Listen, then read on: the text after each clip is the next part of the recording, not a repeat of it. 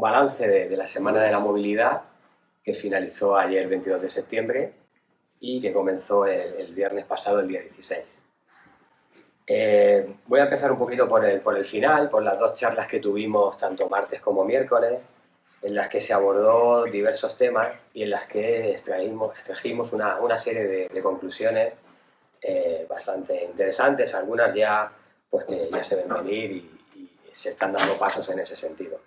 Por una parte, pues, la evidencia al final del cambio climático y de cómo está afectando al final en nuestra forma de desplazarnos, porque es necesario, pues, reducir esa huella de carbono, y entendemos que la movilidad motorizada, pues, tiene parte de responsabilidad en esa huella de carbono y por tanto se deben modificar en alguna medida nuestros hábitos y costumbres a la hora de desplazarnos.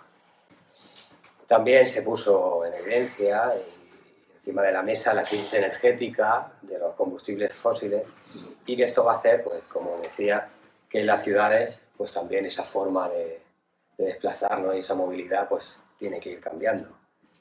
Y se hizo también hincapié en el tema del turismo y de cómo el turismo también, las diferentes formas de desplazamiento y de hacer turismo, pues con esta crisis de cambio climático y esta crisis energética, pues también se deben replantear, ir hacia otros modelos. Se puso también de manifiesto, pues, que las ciudades deben también adaptarse a todas estas cuestiones, donde cada vez el coche tenga un papel menos predominante y sí que tenga más espacio y más lugar para el peatón, el ciclista y esos desplazamientos, vamos a decir, más amables y más a pie, más cercanos.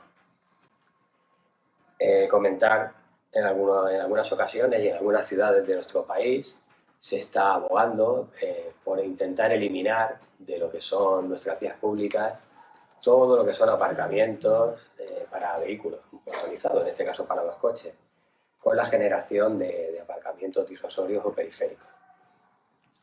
Nosotros en el diseño un poco, en este borrador de plan de movilidad urbana sostenible, hay diseñados varios de estos aparcamientos disuasorios o periféricos, como podría ser, pues, el parking de la Plaza de Toros, el parking de Renfe de Adifa y junto al Día, en la zona también de Ruperto Chapí. Entonces, pensamos que son zonas que tendríamos que trabajar y es una de las propuestas que intentaremos llevar a cabo lo antes posible, esos aparcamientos disuasorios para intentar de alguna manera reducir el aparcamiento en las vías públicas, en el centro urbano, y trasladarlo a estas zonas más periféricas, que al final, en unos poquitos minutos a pie, están muy cerca de nuestro centro urbano, de nuestro centro comercial. También comentar que, como sabéis, ya está aprobado desde hace meses el tema de Ciudad 30, y también entendemos en este sentido, pues, que las ciudades 30, pues, al final deben combinar una serie de elementos en el que los peatones y ciclistas, pues, sean los que tienen el papel más importante y el coche cada vez, pues, tenga menor importancia, vamos a decir, en el diseño de una ciudad. Y también las zonas de casco histórico o zonas urbanas en las que tenemos plataforma única, que son al final unas zonas 10, zonas 20, donde se pueda transitar amablemente peatones, ciclistas y vehículos, con las restricciones o con, pues, como hemos dicho en algunas ocasiones, pues intentando controlar el tráfico de la mejor manera posible.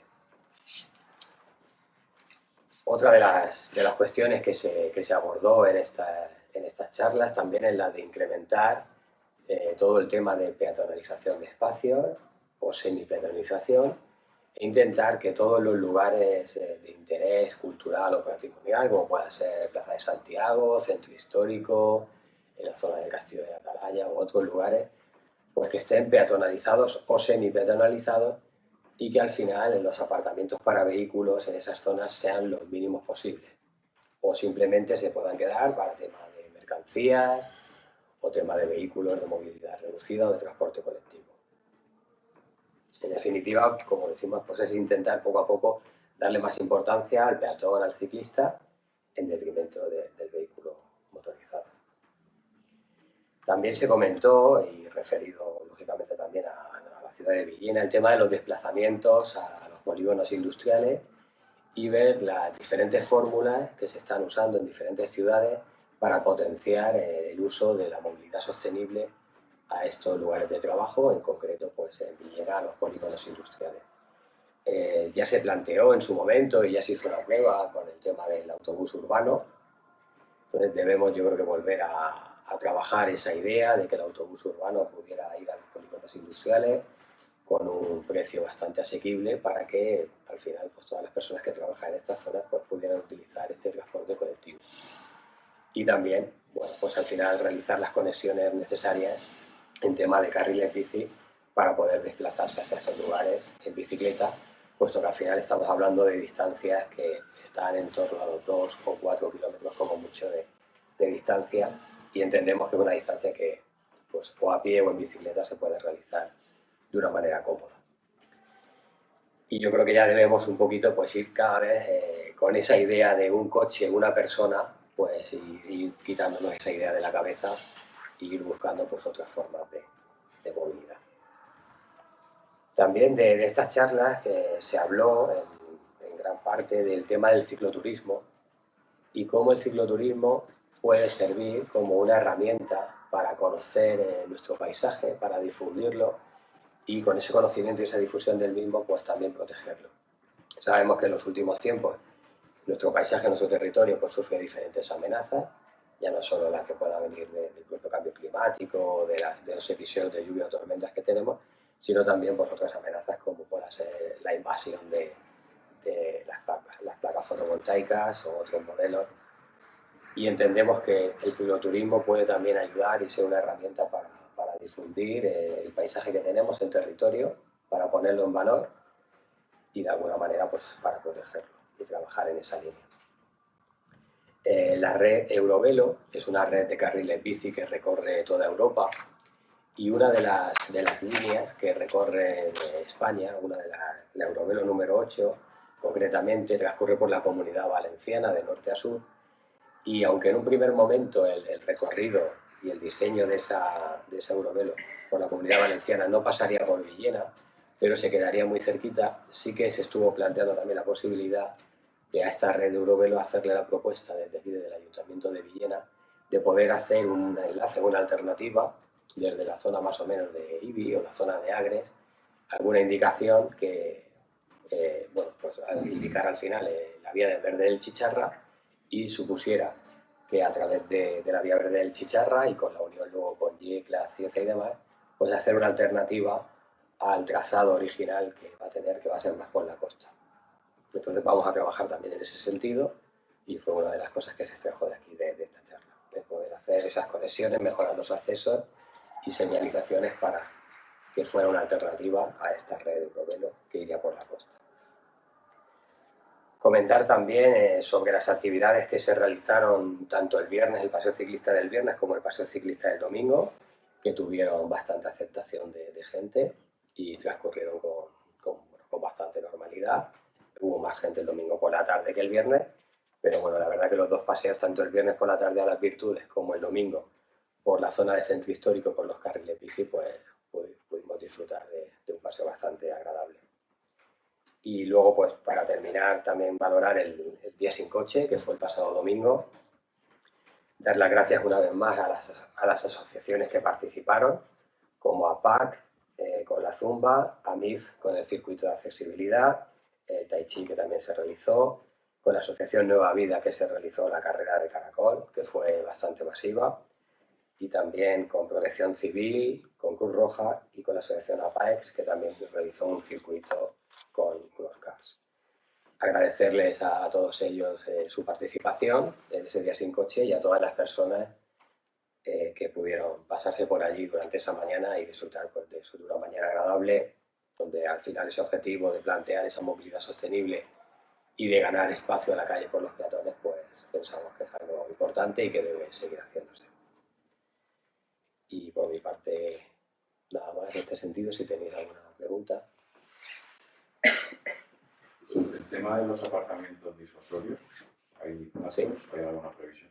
Pues, como sabéis, con el tema de las obras de constitución, sí que se ha habilitado el parking de Adif, que solemos decir, y que sí que en otros momentos, como cuando ha habido, por ejemplo, feria de muestras o en fiestas de moros y cristianos, en algunos otros momentos se ha habilitado y esa zona hay un proyecto de acondicionarlo con parte, o vamos a decir, masa vegetal, masa verde, hacer plantación de árboles y poder llevar a cabo también parking.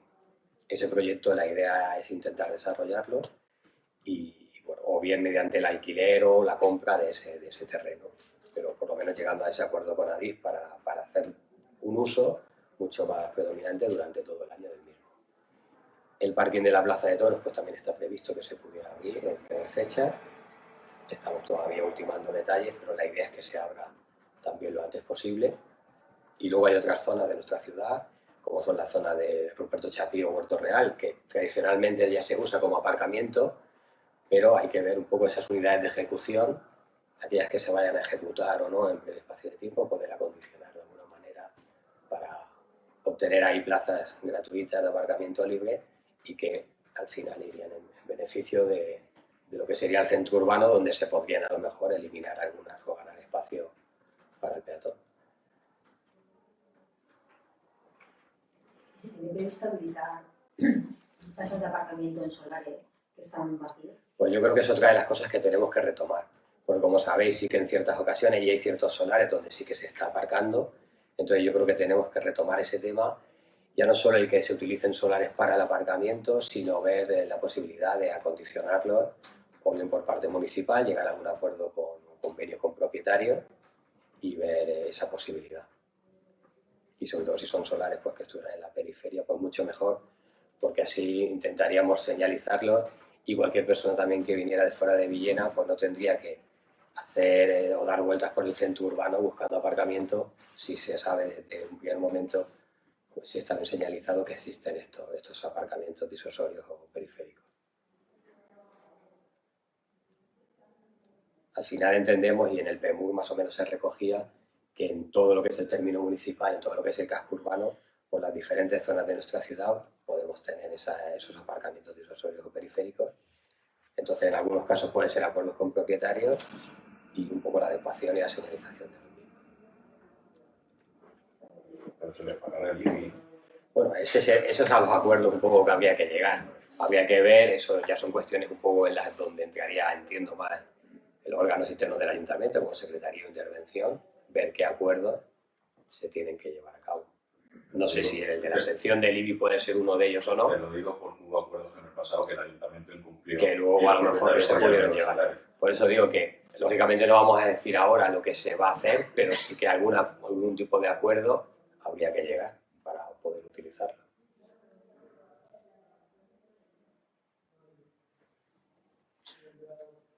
Otra cosa, ante el tema de las tormentas, ayer tuvimos la última, y con el tema del uso de los camiones antigranizo, ¿cuál es la postura del Ayuntamiento de Villena? Pues nosotros, en ese tema concretamente, es Confederación Hidrográfica del Júcar la que tiene que dar la autorización a las personas, en este caso, que hacen uso o han colocado estos cañones antigranizo. Entonces, si Confederación Hidrográfica del Júcar autoriza, pues es legal y está autorizado.